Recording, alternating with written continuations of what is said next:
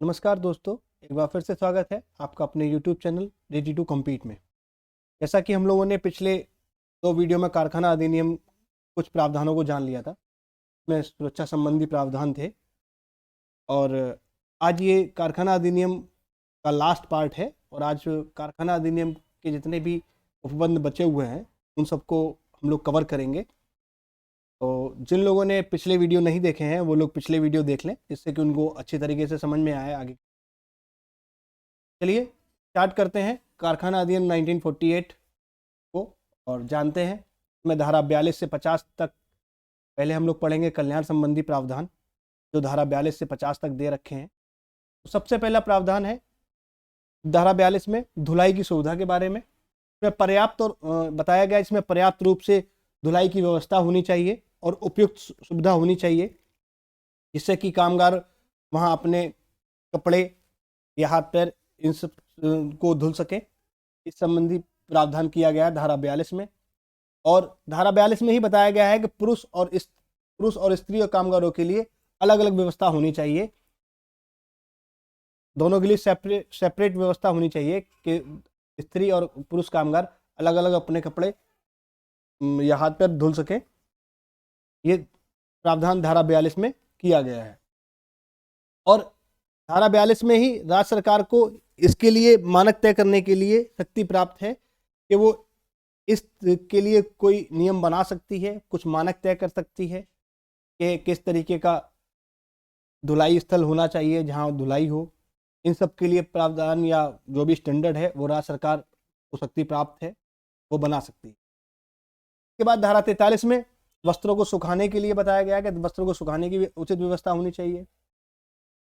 जो कारखानों में कार्य करते हैं और कार्य करने के दौरान जो वस्त्र पहने जाते हैं और उसके बाद जो कामगार होता है वो अलग वस्त्र पहनता है, मतलब कि वो अपने कपड़े लेके आता है, फिर यहाँ के कंपनी की ड्रेस पहनता है, जिससे कि वो काम करने में गंदे होते हैं। तो उनको इसीलिए धुलाई की व्यवस्था होनी चाहिए कि वो अपने धुल सके, और उनको जब धुलेगा तो उनको सुखाने की व्यवस्था भी होनी चाहिए कि उचित रूप से उनको सुखा जा सके, जिससे कि वह समय पड़ने पर उनको दोबारा से पहन सके। ठीक है, इसके लिए बताया गया है जो मैंने इसमें लिखा है।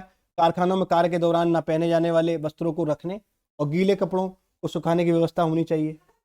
दोनों प्रावधान होने चाहिए, यानी कि कबर्ड होनी चाहिए रखने के लिए। तो इसमें लिख दिया है उचित व्यवस्था होनी चाहिए। इसके बाद चलेंगे नेक्स्ट धारा में, धारा 44 पढ़ेंगे, जिसमें बैठने की सुविधा के बारे में बताया गया है। अगर कोई काम खड़े होकर किया जाता है तो कामगारों को उनके विश्राम के समय बैठने की उचित व्यवस्था होनी चाहिए।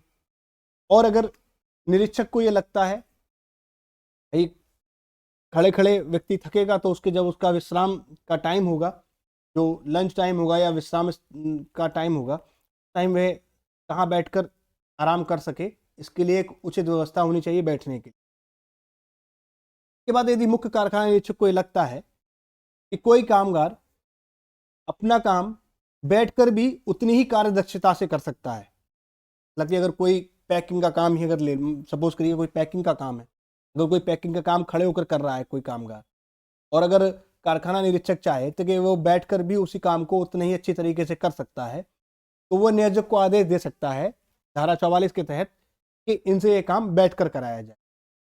ठीक है, इसी में यही बताया मैंने, यदि मुख्य कारखाना निरीक्षक को ये लगता है कि कामगार अपना काम बैठकर भी कार्यदक्षता से कर सकता है, तो वह इसके लिए अधिष्ठाता यानी कि नियोजक को आदेश दे सकता है कि इनसे कार्य बैठकर कराया जाए। के बाद धारा 45 में प्राथमिक उपचार के साधन के बारे में बताया गया है कि प्राथमिक उपचार यानी कि फर्स्ट एड किस तरीके के हो और कितने पे रखी जानी चाहिए। धारा 45 चीज को बताती है। धारा 45 में बताया गया है कि प्रत्येक 150 कामगारों के दर से कम एक फर्स्ट एड बॉक्स होना चाहिए, कि अगर कर्मचारी प्रति 150 पर एक फर्स्ट एड होना चाहिए। ठीक है, और फर्स्ट एड रखने के लिए एक कबर्ड और एक व्यक्ति उत्तरदायी होना चाहिए जिसको वहां नियोजित किया जाए, जिसके पास प्राथमिक उपचार करने के लायक एक सर्टिफिकेट होगा कि वह प्राथमिक उपचार कर सकता है। ठीक है, इस तरीके का एक नियोजन प्राथमिक उपचार करने के लिए व्यक्ति का नियोजन भी किया जाना चाहिए। ये धारा 45 में प्रावधान किया गया है। धारा 45 में ही प्रावधान किया गया है यदि 500 से अधिक कामगार हो तो वहां एक एम्बुलेंस कमरा भी रखा जाए, जिसमें कि समय आने पर जो दुर्घटनाग्रस्त व्यक्ति है उसको वहां रखा जा सके और उसकी वहां प्राथमिक उपचार किया जा सके, अगर 500 से ऊपर अधिक कामगार हो तो। ठीक है। इसके बाद धारा 46 में कैंटीन के बारे में बताया गया है कि जहां 250 से अधिक कामगार हो वहां पर कैंटीन की व्यवस्था होनी चाहिए। ठीक है, वहां पर कैंटीन की व्यवस्था होनी चाहिए जहां 250 से अधिक कामगार हो। ये फिगर बहुत याद रखिएगा और फिगर से ही क्वेश्चन आएगा कि जहां 250 से अधिक कामगार हो वहां पर कैंटीन की व्यवस्था की जाएगी। और इसमें यही बताया गया है धारा 46 में कि कैंटीन की व्यवस्था तो की जाएगी, लेकिन इसका बोझ कामगारों पर नहीं डाला जाएगा। जो भी कामगार जो भी खाद्य पदार्थ खाएंगे उसके अलावा उनसे कोई भी पैसा नहीं लिया जाएगा। जो भी अतिरिक्त व्यय होगा वो नियोजक ही वहन करेगा। उसकी मेंटेनेंस में कि जो भी साफ सफाई वगैरह में जो भी खर्चा होगा वो सब कौन वहन करेगा? नियोजक वहन करेगा। केवल कामगार को खाद्य पदार्थ का ही मूल्य देना होगा। जो भी खाद्य पदार्थ वो खाएगा उन्हीं का उसको मूल्य देना होगा, उसके अलावा उसको पैसा नहीं देना होगा। ना फर्नीचर का, ये सब जो पैसा खर्च होता है ये सब कौन करेगा? नियोजक करेगा। के बाद धारा 47 में विश्राम कक्ष की व्यवस्था और भोजन कक्ष की व्यवस्था के बारे में बताया गया है। अगर जहां 150 से अधिक कामगार नियोजित हैं वहां आश्रम या आश्रय विश्राम कक्ष की व्यवस्था की जाएगी। ठीक है, भोजन कक्ष की उपयुक्त व्यवस्था होगी। भाई 250 से अधिक तो कैंटीन हो जाएगी, लेकिन जहां 150 से अधिक कामगार हैं वहां पर भोजन कक्ष की उपयुक्त व्यवस्था की जाएगी और भोजन कक्ष में पेयजल की व्यवस्था भी अनिवार्य रूप से करनी होगी। ये धारा 47 में बताया गया है। धारा 48 में शिशुओं के रखने के लिए शिशु कक्ष की व्यवस्था होनी चाहिए। ठीक है, इनको क्रेसिस बोलते हैं। और इसके लिए बताया गया है धारा 48 में अगर 30 से अधिक महिला कामगार किसी कारखाने में काम करती हैं तो वहां पर शिशु कक्ष अनिवार्य रूप से होना चाहिए, जहां पर वह अपने 6 वर्ष तक की आयु के बच्चों को काम के दौरान रख सकें और उनकी देखरेख के लिए एक आया का भी प्रबंध होना चाहिए, यानी कि जो प्रशिक्षित स्त्री हो उसको भी वहां नियोजित करना पड़ेगा। ये धारा 48 में बताया गया है। अगर 30 से अधिक महिलाएं कामगार आपके यहाँ काम करती हैं तो धारा 48 में ये प्रावधान किया गया है। धारा 49 में कल्याण अधिकारी की नियुक्ति के बारे में बताया गया है। अगर 500 से अधिक कामगार हो तो वहां पर एक नियोजक कल्याण अधिकारी की नियुक्ति करेगा। ठीक है, इसके बाद धारा 50 में इससे संबंधित राज्य सरकार को नियम बनाने की शक्ति प्राप्त है। धारा 50 में जो भी कल्याण संबंधी प्रावधान है वो राज्य सरकार बना सकती है और ये शक्ति धारा 50 से मिलती है। इसके बाद धारा 51 से धारा 66 तक हम कामगारों के घंटों का निर्धारण के बारे में जानेंगे कि धारा कितने घंटे काम किया जाए, कितना विश्राम लिया जाए और कितना उनको अधिकतम काम लिया जा सकता है, ओवर टाइम किस तरीके से लिया जा सकता है, इसके बारे में बताया गया है। तो सबसे पहले देखेंगे धारा 51 को, साप्ताहिक घंटों के बारे में। जो साप्ताहिक घंटे के बारे में बताया गया है कि अधिकतम 48 घंटे ही साप्ताहिक घंटे होने चाहिए, ये बताया गया है। ठीक है, इसके बाद धारा 52 में साप्ताहिक अवकाश के बारे में बताया गया है। सप्ताह में कम से कम 1 दिन का अवकाश होना चाहिए। साप्ताहिक अवकाश जो संडे मिलता है ये वहीं से मिलता है। धारा साप्ताहिक अवकाश होना चाहिए और प्रबंधक दिवस की सूचना कामगार को देनी होगी। के बाद अवकाश दिवस का प्रतिस्थापन इस प्रकार नहीं किया जाएगा जिससे कि किसी कामगार को लगातार 10 दिन तक काम करना पड़े। जो अवकाश का दिवस की जो ट्रांसफर है कि आज मत लो, संडे की बजाय तुमको हम मंडे को बुला लेंगे या मंडे को छुट्टी दे देंगे, नहीं तो हम नेक्स्ट संडे में छुट्टी दे देंगे, इस तरीके से अगर कोई करता है उस कंडीशन में भी लगातार किसी भी कामगार से 10 दिन से ज़्यादा अवधि तक कार्य नहीं कराया जा सकता। प्रावधान किसमें है? धारा 52 में। और जिन लोगों ने पिछले वीडियो नहीं देखे हैं लेबर लॉज के, वो लोग पिछले वीडियो भी देख लें। और जो भी लेबर लॉज रह गए हैं आपके, जैसे कि मैं मैटरनिटी एक्ट रह गया है आपका, वो मैं लेके आने वाला हूँ, और एक आध और एक्ट रह गए हैं उनको भी धीरे धीरे मैं प्रिपेयर कर रहा हूँ और उनको भी मैं लगातार डालूंगा अब। और जो भी अपने सिलेबस में और भी टॉपिक हैं जैसे आर्ट एंड कल्चर है और कंप्यूटर से रिलेटेड टॉपिक अपने यहाँ है 20 नंबर का, वो भी मैं कवर कराऊंगा। और कुछ जो कंप्यूटर से रिलेटेड जो टॉपिक हैं वो कुछ वीडियो पड़े हुए भी हैं, प्लेलिस्ट में जाकर आप लोग देख सकते हैं, अलग अलग प्लेलिस्ट बनी है और उनसे आप वो वीडियो देख सकते हैं। चलिए तो आगे पढ़ते हैं इसमें धारा 54 के बारे में। धारा 54 में दैनिक घंटों के बारे में बताया गया है कि एक दिन में कितने घंटे मैक्सिमम काम कराया जा सकता है। तो 1 घंटे में अधिकतम 9 घंटे कार्य कराया जा सकता है, इससे ज़्यादा कार्य नहीं कराया जा सकता। धारा 55 में विश्राम अंतराल के बारे में बताया गया है कि विश्राम अंतराल कब कब देना होगा। तो इसमें बताया गया है कि कोई भी कार्य करने की काला अवधि 5 घंटे से अधिक नहीं होनी चाहिए। यानी कि अगर 5 घंटे उससे काम करा लिया गया है तो 5 घंटे के बाद उसको एक आधे घंटे का विश्राम दिया ही जाएगा। लेकिन विशेष परिस्थितियों में मुख्य कारखाना निरीक्षक की अनुमति लेकर नियोजक अगर चाहे तो उससे लगातार काम कराया जा सकता है, लेकिन उसकी भी मैक्सिमम सीमा है 6 घंटे। यानी कि 6 घंटे से अधिक काम किसी भी कंडीशन में नहीं कराया जा सकता। चलिए नेक्स्ट देखते हैं धारा 56 को। धारा 56 में बताया गया है कार्य विस्तृति के बारे में कि कार्य विस्तृति किस तरीके से हो सकती है। तो किसी भी दिन अधिकतम 10.5 घंटे से ज़्यादा नहीं कराया जा सकता, नहीं हो सकती कार्य करने की विस्तृति में। जो भी विश्राम देने होंगे वो विश्राम उसमें लगे ही हैं कि 5 घंटे से अधिक, अगर लगातार 6 घंटे से अधिक मैक्सिमम काम कराया नहीं जा सकता, उसके बाद आधा घंटे को करना पड़ेगा। और इसमें 10.5 घंटे में वो विश्राम शामिल है। तो विश्राम अंतराल दिया जाएगा वही 10.5 घंटे में शामिल है।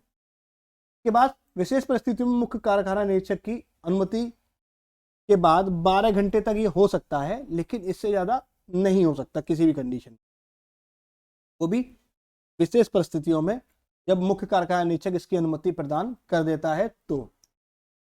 और धारा 57 में जो रात्रिकालीन पारी है उसके बारे में बताया गया है। जहां कारखाने में कोई कामगार ऐसी पारी में काम करता है जिसका विस्तार मध्य रात्रि तक यानी कि आधी रात्रि के बाद तक होता है, तो उसके लिए जो साप्ताहिक अवकाश होगा वो उस कालावधि पारी के बाद का होगा, अगले 24 घंटे, है ना। जो भी होगा वो अगले 24 घंटे के लगातार उसके लिए अवकाश का प्रावधान किया गया है धारा 57 में, जो रात्रिकालीन पारी के बारे में बताता है। नेक्स्ट देखते हैं धारा 51 से धारा 66 तक हम लोग पढ़ रहे हैं वयस्क के कामगारों के कार्य घंटों के निर्धारण के बारे में। उसी के संबंध में हम लोग धारा 59 में पढ़ेंगे परस्पर पारियों के प्रतिषेध के बारे में प्रतिषेध किया गया है। ऐसी व्यवस्था नहीं होनी चाहिए कि एक समय में कामगारों को अलग अलग पारियों में या लगातार 2 टोलियों में कार्य करना पड़े। इस तरीके से कोई भी पारियां नहीं लगाई जाएंगी। धारा 59 अतिकाल के लिए अति मजदूरी देने के लिए यानी कि ओवर टाइम को अतिरिक्त मजदूरी देने के संबंध में बताया गया है। दैनिक जो 9 घंटे हैं उससे ज़्यादा अगर कोई किसी मजदूर से कार्य लिया जाता है या साप्ताहिक 48 घंटे से अधिक जो कार्य लिया जाता है, उसके अलावा जो घंटा का कार्य लिया जाएगा वो अतिकाल में यानी कि ओवर टाइम में मेंशन किया जाएगा। और ओवर टाइम का जो मजदूरी होगी वो दुगने के हिसाब से देनी होगी। जो भी उसकी बेसिक मजदूरी है उससे दुगनी मजदूरी उसको ओवर टाइम के लिए देनी होगी, ये प्रावधान है। धारा 60 में दोहरे नियोजन पर प्रतिबंध के बारे में प्रतिबंध किया गया है। यदि कामगार किसी दिन किसी पारी में कार्य कर चुका है तो उसको उसी दिन अन्य शिफ्ट में किसी भी कार्य में नहीं लगाया जाएगा, ये बताया गया है।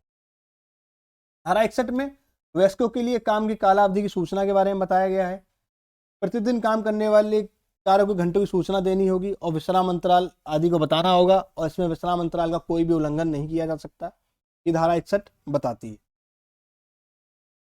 धारा 62 में वयस्कों के कामगारों के रजिस्टर के मेंटेन करने के का प्रावधान है कि जो भी कामगार काम कर रहा है उसका एक रजिस्टर मेंटेन किया जाएगा। वो किस पाली में काम कर रहा था, कौन सा काम कर रहा था, ये उसमें रजिस्टर में मेंशन किया जाएगा। के बाद धारा 64 में छूट देने वाले नियम बनाने की शक्ति के बारे में बताया गया है, जो राज्य सरकार को प्राप्त है। कार्य के प्रकृति के आधार पर राज्य सरकार नियम बना सकती है छूट देने के लिए, ये राज्य सरकार को शक्ति प्राप्त है धारा 64 में। लेकिन छूट देते टाइम भी कुछ चीज़ों का राज्य सरकार को भी ध्यान रखना होगा, जो इस लॉ में बताया गया है कि इससे उनको छूट किसी भी प्रकार नहीं दी जा सकती, चाहे वो राज्य सरकार हो चाहे कोई हो। यानी कि इनका उल्लंघन नहीं किया जा सकता। वो कौन कौन सी चीज़ें हैं उनको जान लेते हैं। दैनिक कार्य जो घंटे हैं वो 10 घंटे से अधिक नहीं होनी चाहिए, एक तो पहली शर्त ये है। दूसरी शर्त यह है कि विश्राम सहित जो दैनिक अवकाश, जो दैनिक कार्य होगा वो केवल 12 घंटे तक ही विस्तृत किया जा सकता है, इससे अधिक नहीं किया जा सकता। ठीक, के बाद ओवर टाइम सहित साप्ताहिक कार्य के घंटे 60 घंटे से अधिक नहीं होंगे, ये भी इसमें बताया गया है कि ओवर टाइम जो भी होगा उसको भी मिलाकर साप्ताहिक जो कार्य के घंटे होंगे वो 60 घंटे से अधिक नहीं होंगे। ठीक, इसके बाद ओवर टाइम एक तिमाही से 50 घंटे से अधिक नहीं होगा, ये भी इसमें बताया गया है। इसके अलावा अगर राज्य सरकार कोई छूट देने चाहती है इन उपबंधों का ध्यान रखते हुए तो राज्य सरकार छूट प्रदान कर सकती है। के बाद धारा 65 को देख लेते हैं, जो छूट का आदेश देने की शक्ति के बारे में बताती है। सरकार के जो भी नियंत्रणाधीन जो भी कारखाना निरीक्षक नियुक्त है वो छूट दे सकता है इन प्रावधान में, ठीक है, लेकिन नियमों का ध्यान रखते हुए। इसके बाद धारा 66 में स्त्रियों के कार्य के घंटे के बारे में बताया गया है। जो भी अतिरिक्त प्रावधान है 66 में, धारा 66 को बहुत याद रखेंगे, जब भी पूछा जाएगा स्त्रियों के कार्य के घंटे के बारे में तो धारा 66 में ही बताया गया है। धारा 66 में बताया गया है कि स्त्रियों को अधिकतम 9 घंटे से अधिक कार्य नहीं लिया जा सकता दैनिक। के बाद उनको सुबह 6 बजे से लेकर शाम 7 बजे तक ही कार्य लिया जा सकता है, लेकिन विशेष परिस्थिति में उनको 11 बजे रात्रि से लेकर और सुबह 5 बजे तक के बीच कार्य नहीं लिया जा सकता किसी भी परिस्थिति में। ठीक है, अगर विशेष परिस्थिति होती भी है तो रात के 10 बजे तक 10:30 बजे तक काम लिया जा सकता है, लेकिन रात्रि के 11 बजे से लेकर सुबह 5 बजे के बीच उनसे कार्य नहीं लिया जा सकता। इसके बाद ये हमारा जितने भी वयस्क कामगारों के कार्यों के घंटे का निर्धारण था वो धारा 51 से लेकर धारा 66 तक हमारा कंप्लीट हो जाता है। वीडियो थोड़ा सा लंबा चलेगा क्योंकि आज मैं इसको कंप्लीट करूंगा, इसके बाद और भी वीडियो लाने हैं, इसलिए मैं इसको कंप्लीट करता जा रहा हूँ। और आप लोग अगर थोड़ा सा आपको लग रहा हो कि जल्दी चल रहा है तो आप लोग स्लो करके देख सकते हैं या इसको दोबारा से देख सकते हैं। और मैं चाहूँगा कि आप लोग अपने नोट्स अपने आप ही बनाएं, वीडियो को देखते रहें और नोट्स बनाते रहें। के बाद चलते हैं धारा 67 से धारा 77 तक देखेंगे, 67 से 77 तक, इसमें अल्पवय व्यक्तियों के नियोजन के बारे में बताया गया है। धारा 67 में बताया गया है बालकों के नियोजन पर प्रतिबंध। भाई हम लोगों ने डेफिनेशन पढ़ी थी, बालक कौन होता है? जिसने 14 वर्ष की उम्र पूरी ना की हो। इसी तरीके से हम लोग देखेंगे इस धारा में, धारा 67 हमको ये बताती है कि जो भी बालक है जिसने 14 वर्ष अपना पूर्ण नहीं किया है उसको किसी भी कार्य में नहीं लगाया जा सकता। ठीक है, के बाद धारा 68 में देखेंगे व्यक्तियों के टोकन रखे जाने के संबंध में है कि अगर किसी बालक या कुमार द्वारा जो भी सर्जन द्वारा प्रमाण पत्र दिया गया है कि यह बालक कुमार की तरह भांति काम कर सकता है या कुमार कोई भी तो वयस्क की भांति कार्य कर सकता है और ये प्रमाण पत्र सर्जन द्वारा उसको दिया जाए तो वह उसको अपने साथ रखना होगा, ठीक है, काम के दौरान। ये धारा 68 बताती है। धारा 69 में योग्यता प्रमाण पत्र के बारे में बताया गया है। नियोजन के पूर्व अगर सर्जन कर्ता बालक अथवा कुमारों को वयस्क के रूप में कार्य करने की योग्यता प्रमाण पत्र देता है, ठीक है, तो उस संबंध में धारा 69 बताती है कि उनको प्रमाण पत्र दिया जा सकता, सर्जन के द्वारा दिया जा सकता है और उनको कार्य करने की प्रमाण पत्र उनके पास होना चाहिए, रखा जाना उनके लिए जरूरी है।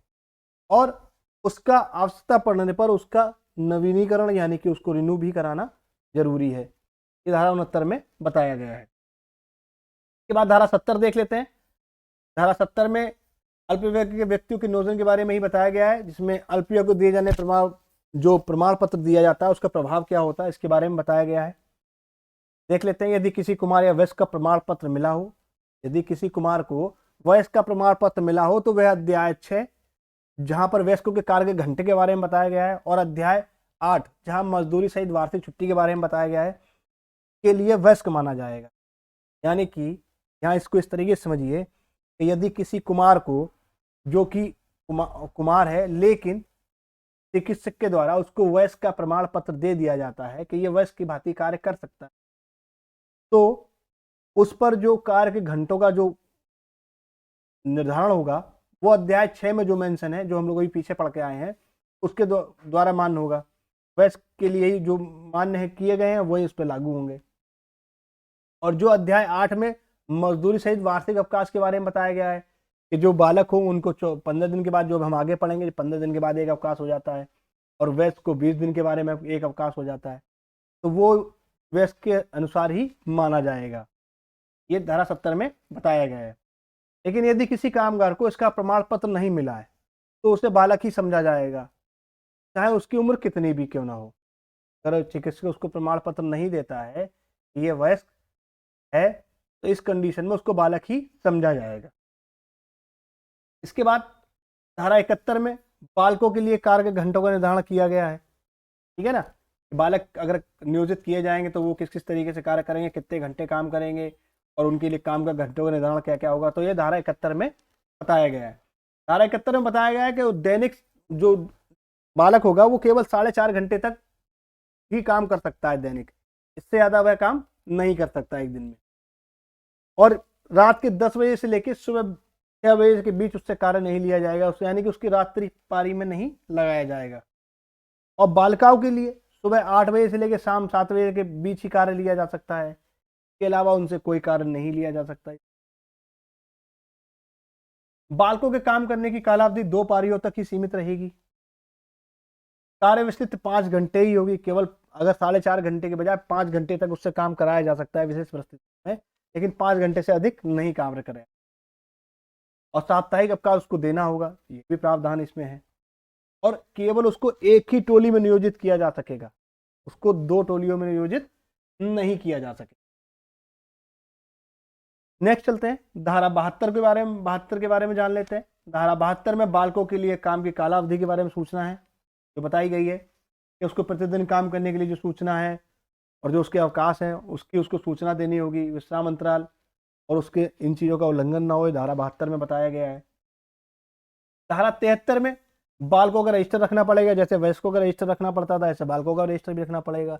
तो वयस्क कामगार हैं उनका में नाम लिखा हो, कार्य की प्रकृति लिखी हो, पाली लिखी हो, ठीक है, ये सब चीज़ें रजिस्टर में मेंटेन है। धारा 76 में इस संबंध में राज्य सरकार को नियम बनाने की शक्ति प्राप्त है। और धारा 79 में मजदूरी सहित वार्षिक छुट्टी के बारे में बताया गया है कि मजदूरी सहित जो वार्षिक छुट्टी मिलेगी वो किस तरीके से दे होगी। तो इस जान लेते हैं इसके बारे में, उसको बहुत ध्यान से जानते हैं कि योग्यता की शर्तें क्या क्या होंगी।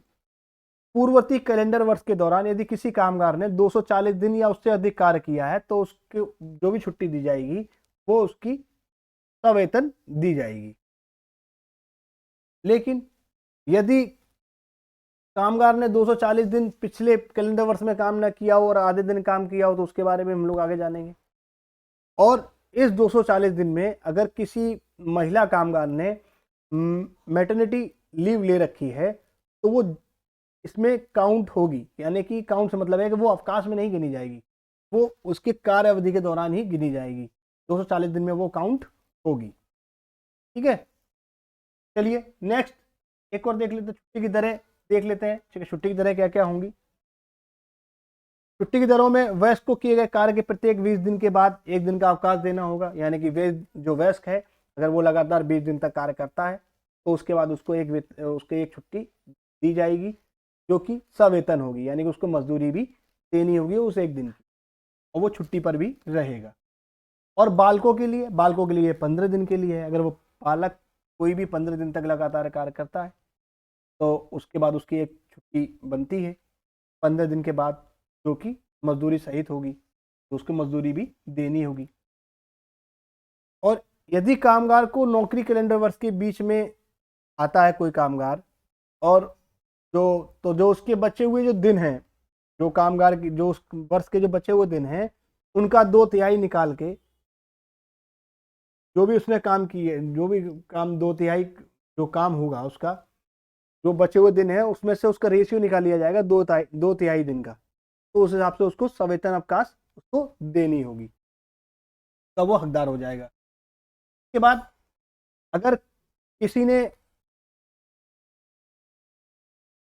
किसी ने छुट्टी नहीं ली है, ठीक है, और वो एक वर्ष में उसने छुट्टी नहीं ली है, तो वो छुट्टियां आगे जोड़ी जाएंगी अगले वर्ष में। लेकिन ये छुट्टियां जो है जो जोड़ी जाएंगी वो वर्ष के मामले में 30 दिन से अधिक नहीं जोड़ेंगी। यानी कि अगर पिछले में 20 दिन हो रही थी और अगले में आपकी 20 दिन और हो गई छुट्टियां अगले वर्ष में, तो वो 40 दिन नहीं गिनी जाएंगी, वो 30 ही दिन गिनी जाएंगी। 10 छुट्टी आपकी लैप्स हो जाएंगी।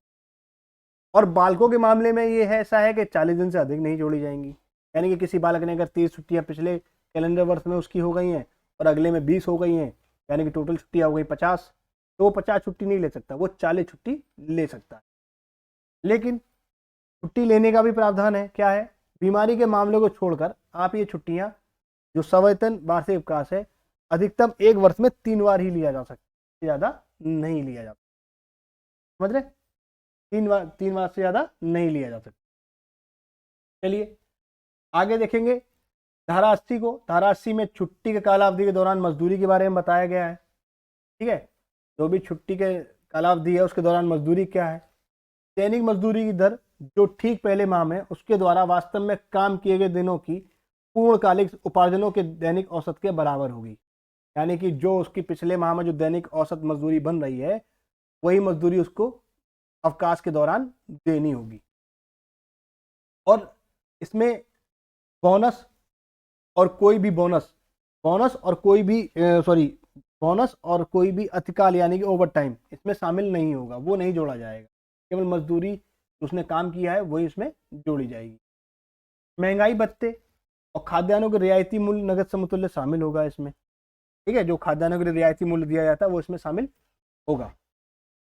धारा 81 में अग्रिम मजदूरी दिया जाना भी बताया गया है कि इसका भी प्रावधान है। धारा 81 में क्या है? यदि किसी वर्ष को कम से कम 4 दिन तथा बालक को 5 दिन की छुट्टी स्वीकृत की जाती है तो छुट्टी की अवधि का जो मजदूरी है वो उसको एडवांस रूप में भुगतान करनी चाहिए।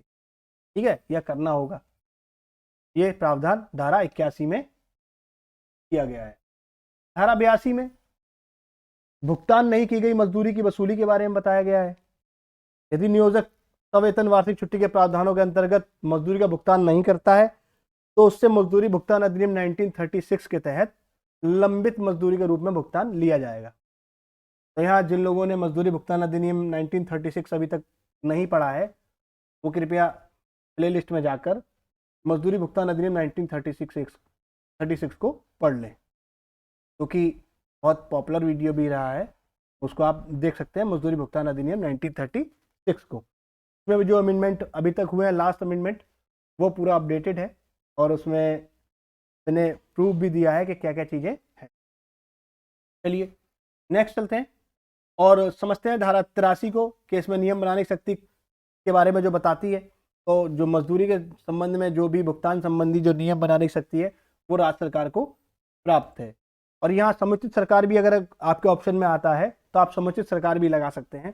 समुचित सरकार से मतलब यहाँ होता है कि अगर वो कारखाना केंद्र के अंतर्गत आता है तो वहाँ नियम बनाने की शक्ति किसे है? केंद्र सरकार को। और अगर वो किसी राज्य सरकार के अंतर्गत आता है तो उसकी शक्ति किसे प्राप्त है? राज्य सरकार। चलिए देखते हैं नेक्स्ट धारा 84 को। धारा 84 में छूट देने की शक्ति प्राप्त है।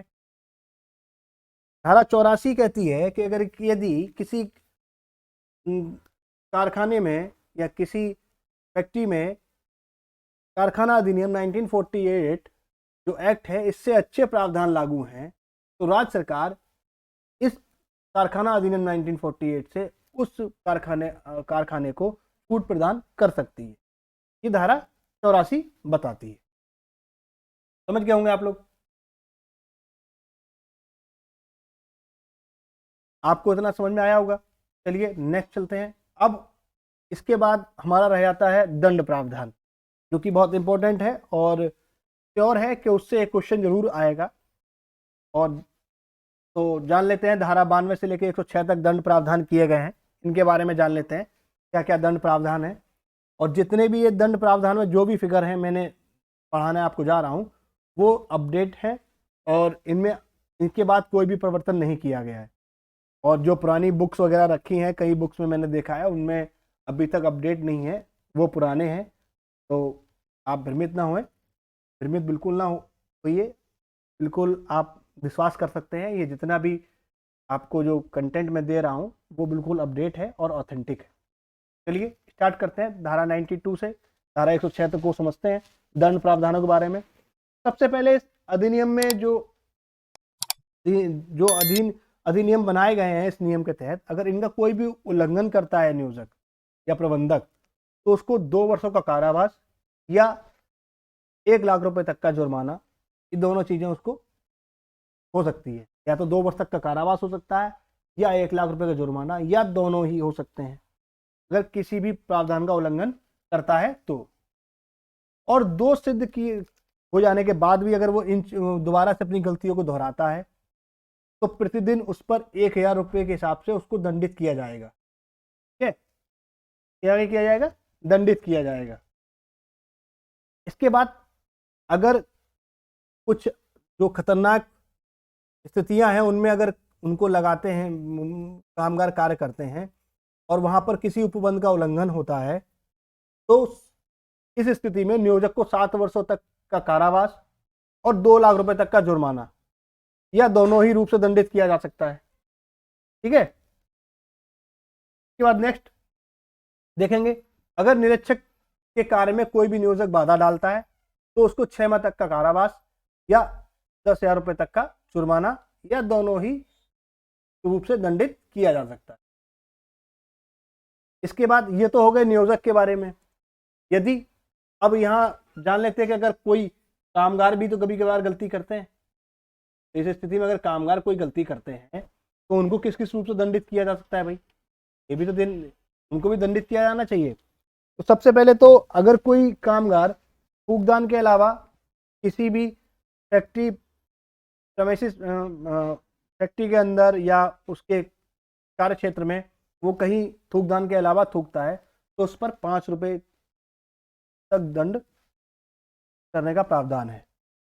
इसके बाद अगर कोई भी कर्मचारी किसी फर्जी प्रमाण पत्र पर कार्य कर रहा है तो उस पर 1,000 रुपए तक का जुर्माना या 3 माह का कारावास या दोनों ही रूप से किए जा सकते हैं। ये और ये जो धनराशि होगी ये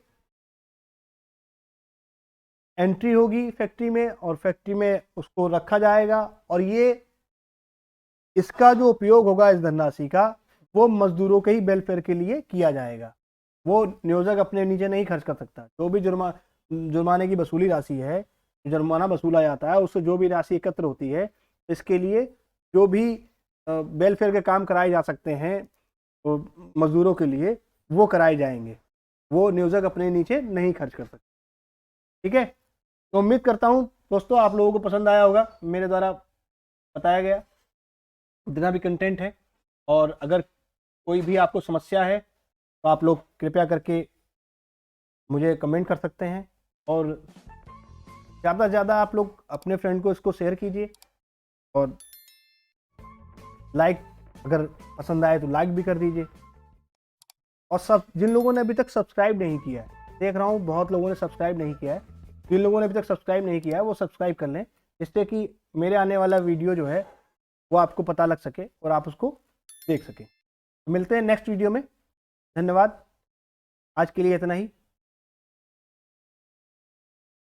थैंक यू।